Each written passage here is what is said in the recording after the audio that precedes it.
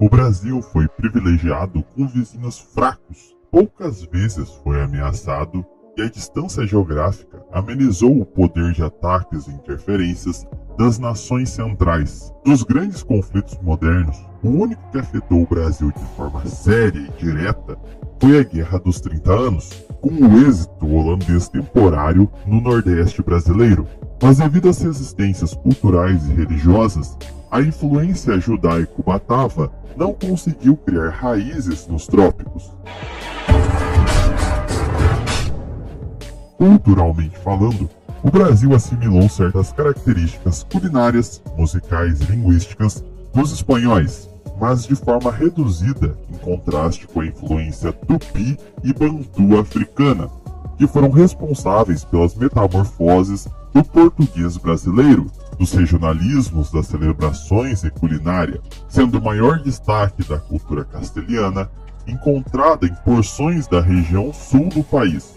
tendo auspícios políticos com esboços caudilistas que favoreceram movimentos rebeldes, como a Farroupilha, deixando traços vestuários e comportamentais, mas que seriam suplantados pela identidade brasileira no desenvolvimento político e econômico em contato com as demais regiões do Brasil. O conceito de hispanidade sempre encontrou resistências entre os intelectuais brasileiros, mesmo os entusiastas da integração latino-americana. As características únicas do Brasil em sua mobilidade social, sua unidade política e características institucionais sempre isolaram o gigante da América do Sul como uma espécie de flor rara da América. Nunca houve um laço de irmandade entre as ex-colônias espanholas. As profundas rixas entre nicaragüenses e el-salvadorenhos, peruanos e colombianos, bolivianos com chilenos, argentinos com paraguaios e tantas outras rivalidades vistas quase como insuperáveis devido à pulverização dos territórios dos vice-reinos, que culminaram na sopa de países que desde seus primeiros dias se digladiavam incessantemente com suas quarteladas militares, impossibilitando a noção de proximidade. A América Portuguesa passou pelo caminho oposto, sem rupturas radicais com sua metrópole, se mantendo unificada e estabelecendo um império nos trópicos, uma oposição ideológica avessa à noção da América iluminista e republicana, como fator ideológico sendo suficiente para afastar o Brasil de seus vizinhos, mesmo que geograficamente fossem todos americanos. O caráter ideológico no século XIX fora capaz de ultrapassar as noções civilizacionais. Utilizando-se da retórica de libertação aliada ao espaço continental para pavimentar uma narrativa americanista de mútua ajuda e proteção que nunca fora praticada. A doutrina Monroe, tal doutrina que levou os latinos a uma aproximação de cultura política com os estadunidenses, que por sua vez, em seu destino manifesto, nunca perderam sua consciência de raça, navegando ante a fragilidade das independências latinas para tirar o máximo de vantagem, reafirmando sua mentalidade de superioridade anglo-saxã. Os estadunidenses nunca se viram como irmãos por compartilharem o mesmo continente com os latinos, mas os latinos, os hispânicos, acreditavam que podiam contar com os Estados Unidos simplesmente por essa característica ideológica de pan-americanismo. Por essa razão, ao longo do período imperial, o Brasil era subliminarmente hostilizado devido à fé quase que religiosa dos países hispânicos na doutrina Monroe, que supostamente protegeria os países americanos das interferências europeias e não admitiria monarquias no continente. Promessas que apenas os latinos acreditavam, enquanto os estadunidenses mantinham sistematicamente posições de neutralidade e boas relações com as nações europeias e com o Brasil.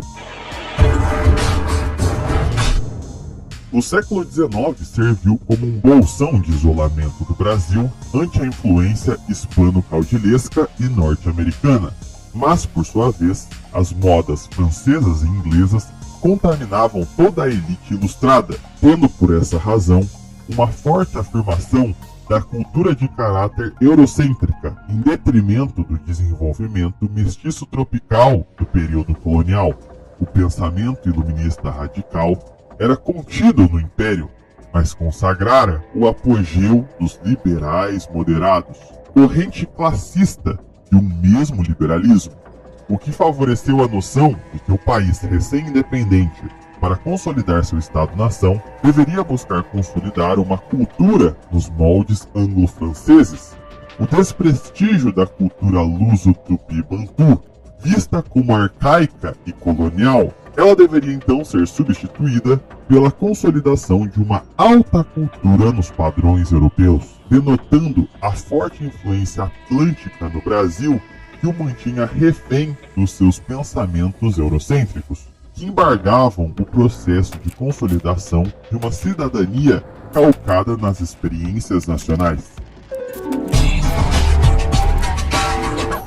Mesmo com a transição do regime monárquico para o republicano, a mentalidade das elites eram as mesmas. Mesmo que se abrindo gradualmente aos Estados Unidos, ainda valorizavam oficialmente o paradigma europeu, enquanto o Brasil real, agrário e patriarcal, preservava na prática sua cultura originária, de claras feições africanas, tupis e lusitanas. As guerras do século XIX ainda permeavam o imaginário dos vizinhos latinos. A noção de Brasil imperialista ao longo de todo o século XX criou paranoias entre as elites argentinas, peruanas e bolivianas. Gradualmente, o Brasil se via periferizado devido à preponderância estadunidense no continente. A virada do século, apesar da mais provável transmutação dos Estados Unidos em uma ameaça do que em um aliado, ainda criava um ar de renovação global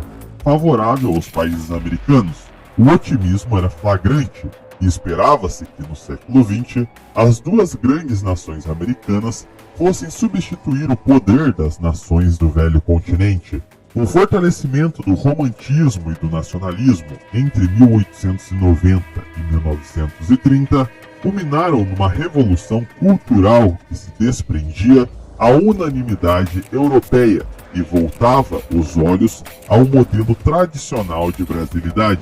movimento muito devido às modernizações oriundas dos processos industriais. A visão em tempo real do Brasil se modernizando levavam a questionamentos sobre o que seria resguardado do Brasil profundo rural, sobre como as características comportamentais e psíquicas do brasileiro se formaram. Por essa razão, nos anos 20, se apresentam as grandes teses sociológicas e antropológicas sobre a formação social do Brasil, as justificativas históricas sobre as mentalidades, sobre os processos de povoação, sobre os contrastes entre Brasil e Estados Unidos. A busca pelo passado permitiu, em forma de crítica e valorização, resgatar as raízes luso-tupi-bantus, voltando a dar ao Brasil sua singularidade, sem tentar macaquear modelos europeus ou enquadrar o Brasil em esquemas gerais pan-americanos. Seria o Brasil analisado em sua singularidade portuguesa tupi-africana. No decorrer dos anos 30 e 40, tal perspectiva sociológica permitiu ao Brasil valorizar sua catolicidade, seu sincretismo, suas tradições coloniais, sua mestiçagem e mudar sua visão sobre si. E a partir do auto-redescobrimento, ajustar seus critérios de proximidades civilizacionais, se iniciando uma nova onda sem precedentes de interconexões com intelectuais, jornais, universidades e instituições portuguesas, que permitiram, por sua vez, o aprofundamento dos estudos comparados entre as regiões do mundo lusitano, o intercâmbio entre Brasil, Angola, Moçambique e as Índias Portuguesas. Tal processo de reavivamento da mentalidade nacional deu diversas indicações de proximidades culturais e de mentalidade até então ignoradas entre Brasil e países africanos luso-descendentes, questão que seria vital na elaboração de uma estratégia diplomática quando décadas à frente Angola e Moçambique fossem se fazer países independentes, um rápido reconhecimento brasileiro e aproximação diplomática. Ficava muito claro o destino do Brasil no mundo lusitano e a clara artificialidade do Brasil no contexto americano e europeu. As vocações civilizatórias do Brasil eram reveladas no decorrer de 1920 a 40, e não poucas foram suas contribuições para a construção da cidadania brasileira e delimitar nossos horizontes geopolíticos. Mas a realização de tais ambições reveladas sofreria um solavanco com o advento da mídia de massas e a aproximação cultural com os Estados Unidos em sua política de boa vizinhança.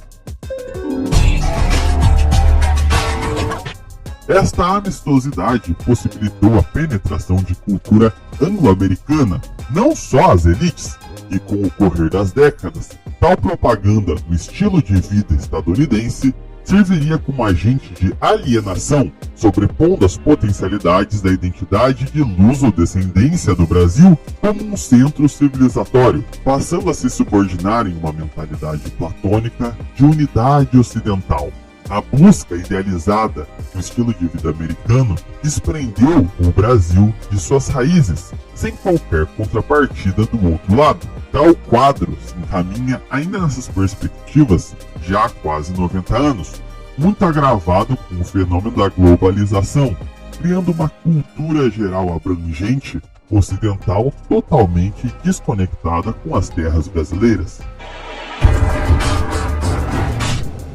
Mas em um mundo em transição de ordem global, com o declínio da hegemonia ocidental, abrem-se brechas para que o Brasil possa novamente redescobrir suas vocações civilizatórias, tanto em perspectiva de aproximação com os países latino-americanos, já passadas muitas décadas dos grandes conflitos que agitaram o subcontinente sul-americano, como principalmente apontar o protagonismo do Brasil no mundo lusitano, sendo o maior representante deste tronco civilizatório e também o maior produtor de cultura, como o Brasil atualmente, exportando diversas novelas, músicas e até mesmo youtubers, tanto para sua antiga metrópole quanto para as antigas colônias de Portugal. O Brasil se consolida como centro da lusitanidade e poderia aprofundar esta vocação para fundar uma espécie de transnacionalismo, a reconstituição do mundo lusitano sob a liderança brasileira, analisando o passado histórico do Brasil e principalmente se afastando das lentes ideológicas que obrigam o Brasil a defender certos valores universais ou acreditar em determinismos geográficos, tudo aponta que o destino geopolítico inevitável para um Brasil soberano é apontar ao africanismo, buscar as raízes em comuns com Angola, Moçambique e todo o mundo lusitano, buscar compreender essa lusosfera como uma forma independente, nem ocidental, nem oriental, um mundo próprio, onde o Brasil é o grande produto desse empreendimento civilizatório.